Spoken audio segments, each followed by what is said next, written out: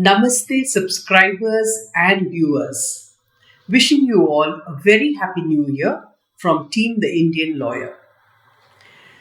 We thought of deciding this new year with a topic that would be of great relevance to all people who are litigating, that is, Supreme Court litigation.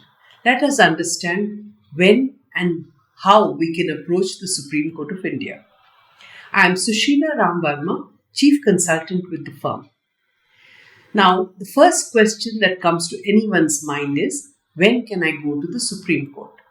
The answer is, you can approach the Supreme Court of India under Article 32 of the Constitution of India in its writ jurisdiction. Secondly, you can approach the Supreme Court of India in its appellate jurisdiction, that is, you can go to Supreme Court by way of an appeal. And thirdly, which is probably the most common way of approaching the Supreme Court of India, is by way of special leave petition, very often known as SLP. All three modes are available in both civil as well as criminal jurisdiction. Now let us understand a little more on what we mean by the writ jurisdiction of the Supreme Court under Article 32. By Article 32, any individual can approach the Supreme Court for enforcement of his or her fundamental rights. The Supreme Court has the power to issue 5 kinds of writs, namely habeas corpus, mandamus, prohibition, certiorari and quo warranto. Now let me explain what all these types of writ jurisdictions necessarily mean. Ultimately, all matters in court revolve around the relief. So what is the relief that one would get under the Constitution if one was to apply, say, for a habeas corpus? Now, habeas corpus necessarily means you are asking for the release of a person who has been unlawfully detained. The second type of relief that you can claim is mandamus, where the court can direct a public official or an authority to perform a duty they are legally bound to perform but have failed to do so. Then you have prohibition, by which you seek the relief of asking the court to prevent a lower court or tribunal from exceeding its jurisdiction. Now let us understand certiorari. Certiorari is a relief by which you can ask for quashing an order passed by a lower court, tribunal or authority from the Supreme Court. And finally, what is known as quo warranto, that is, you can seek the relief of asking the court to inquire into the legality of a person's claim to a public office. There is another category of litigation in the Supreme Court which has become extremely useful, and sometimes it is also misused. This is what is known as a public interest litigation. Under Article 32, a citizen who has a matter which concerns the public interest can file a public interest litigation on behalf of others if he feels that certain important issues should be brought before the Supreme Court of India. Now, let us understand what does public interest litigation necessarily means. Public interest litigation has been borrowed from American jurisprudence, where it was designed to provide legal representation to people or to previously unrepresented groups like the poor, racial minorities, unorganized consumers, citizens passionate about environmental issues, etc. In India, public interest litigation protects, or rather seeks protection from a court of law on a subject matter which is of public interest. It could be matters such as pollution, terrorism, road safety, construction and hazards, etc. Any matter where the interest of the public at large is affected can be redressed by filing a public interest litigation in a court of law, be it the Supreme Court of India or any of the high courts. Though public interest litigation is not defined in any statute or act, it has been interpreted by judges to consider the intent and the relief that is being sought by the public at large. I would go a step further to say public interest litigation is the power given to the public by courts through judicial activism.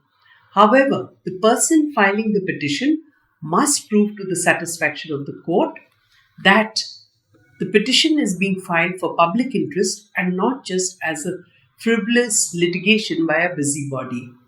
Frivolous litigations attract heavy penalties by the courts, and as such, one should be a little watchful when one is looking at filing a public interest litigation.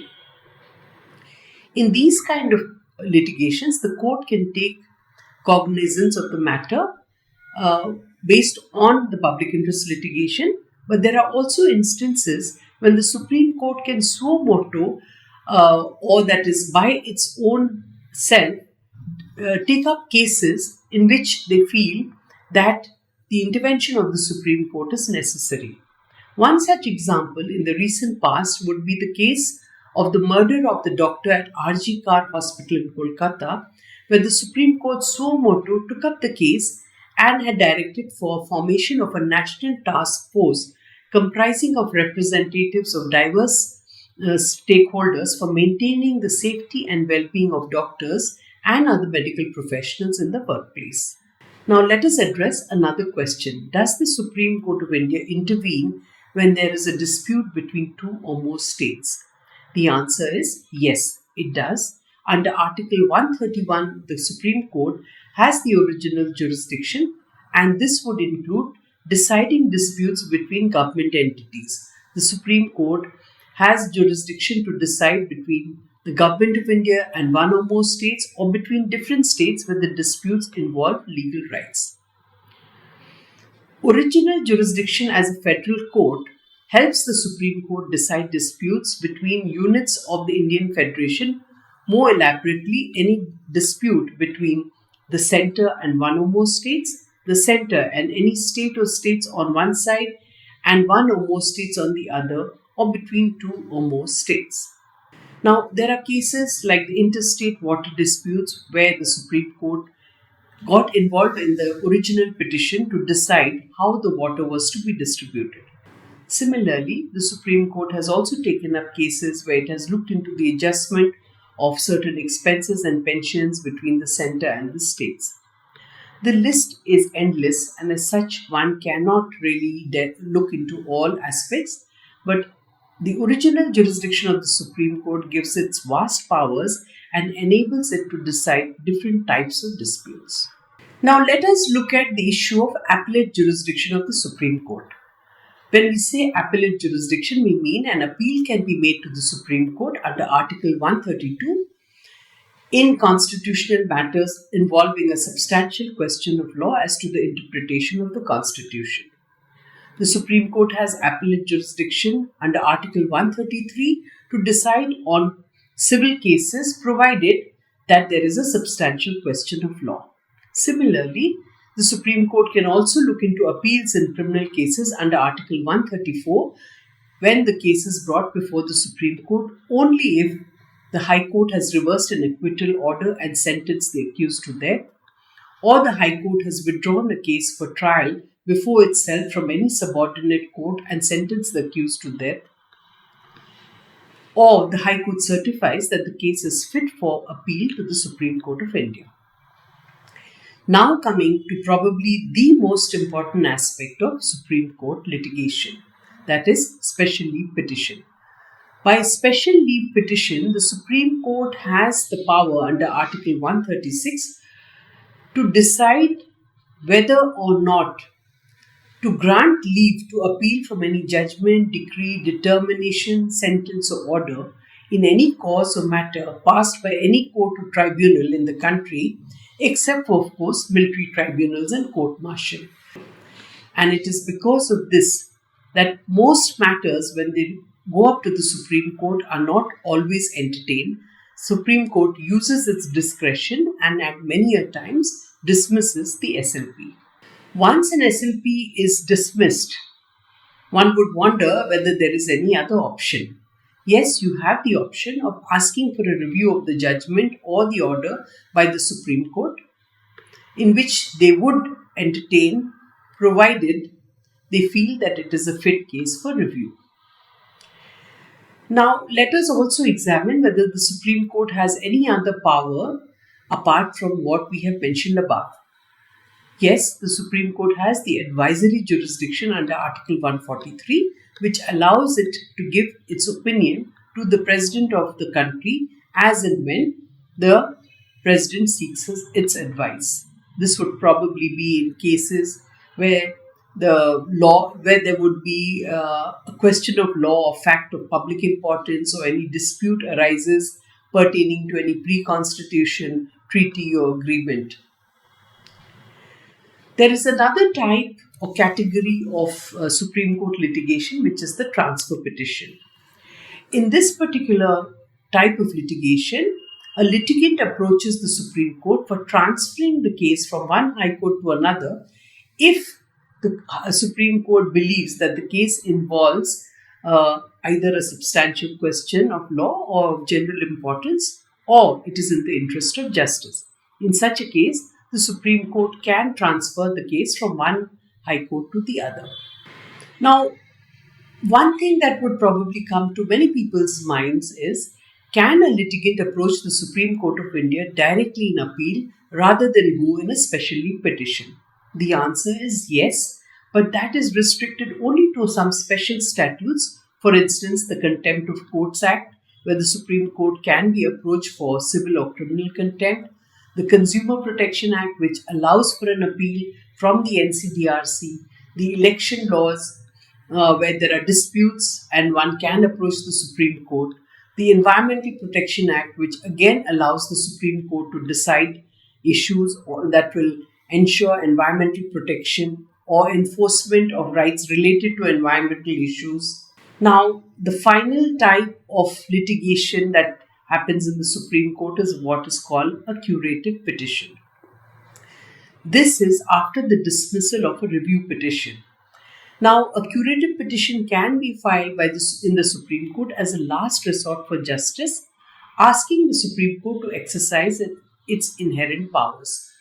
The principles governing curative petitions were established by the Supreme Court in 2002 in a case of Rupa Ashok Hurra versus Ashok Hurra and another. The criteria for entertaining a curative petition is generally violation of natural justice, apprehension of bias. One of the important aspects of filing a curative petition is that one must get a certification by a senior advocate that yes, the matter does require the Supreme Court to look at the order once again. This initial review is then circulated to a bench composed of the senior-most judges in the Supreme Court, and if the judges who pass the order are available, including those judges too, then the matter will be listed for hearing, where the majority of the judges decide whether or not that particular judgment should be reconsidered. There are also certain acts like the Interstate River Water Disputes Act, which allows the Supreme Court to decide issues relating to the distribution of waters. And of course, there is the Arbitration and Conciliation Act 1996, which allows the Supreme Court to hear appeals against orders of the High Court regarding arbitration matters only in certain circumstances. In conclusion, I would like to say, dear viewers and subscribers, approaching the Supreme Court is not a very simple thing. It requires an understanding of constitutional and statutory provisions that govern the type of case you want to file. Depending on the nature of the case, one should approach the Supreme Court. I would also like to inform all viewers that Supreme Court litigation is expensive, because not only is it the last chance, but also because people who approach the Supreme Court generally have to engage a senior advocate in order to ensure that they get the relief. So, dear friends, I would advise you that yes, approach the Supreme Court if you have a good case and see how best you can get the relief, but do not depend completely on Supreme Court litigation, because most of the litigation is by way of special leave petitions, and the court takes a minimal time to decide whether or not to entertain your SLP. Hence, in most cases, the SLPs are rejected. With this, I will end this episode, and I wish all of you a great year ahead. Thank you for being patient and for subscribing and viewing our episodes week after week and help us to reach a larger public so that what we are doing in as a corporate social responsibility helps a lot of people. Thank you and Jai Hind.